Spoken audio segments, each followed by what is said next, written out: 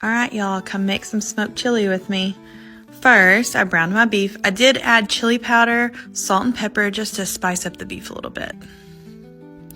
Then I chopped my veggies. I did Roma tomatoes. I always do Roma tomatoes because they're my favorite. I also chopped up some onions, and usually I would chop up fresh celery, but I did have my celery prepped this time. So I'm just gonna finish chopping the veggies and I'll show you the celery. And one super important thing about celery is you want the leaves, and you'll see me here in a second scraping the leaves out of the bag because you definitely want those. They have tons of flavor. So I'm just putting all the veggies in the pan, and we're going to add in our cans next, and I'll show you one by one what we're going to add in. Tomato sauce, big can of tomato sauce. And then we will add in 2 types of beans. We'll do, well, technically 3. We'll do pinto beans. We'll do 2 cans of those. Make sure you leave all the liquids in them.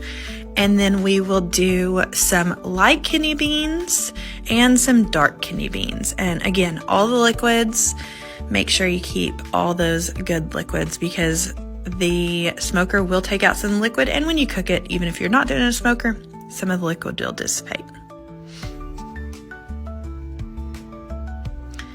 Next, we will add in some green chilies. I just do cans just because they're so easy.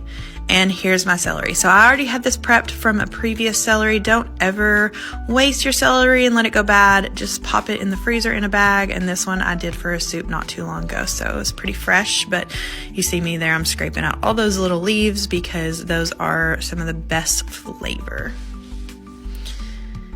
And then I'm going to use this beef broth, and I do want to get all the tomato sauce out of my can, so I use that. And then I probably used about half of this, and then save the rest in case you need to add some while you're smoking, because if the liquid cooks down too fast, you might want to add some. And then I'm just adding my ground beef back in there. And since the beef is seasoned, it won't be like super bland. It'll be nice and seasoned inside your chili. Just mix, mix, mix. I mix everything up. That way, when I put in the spices, it's already a little mixed in. And yeah. So now we're gonna spice it up.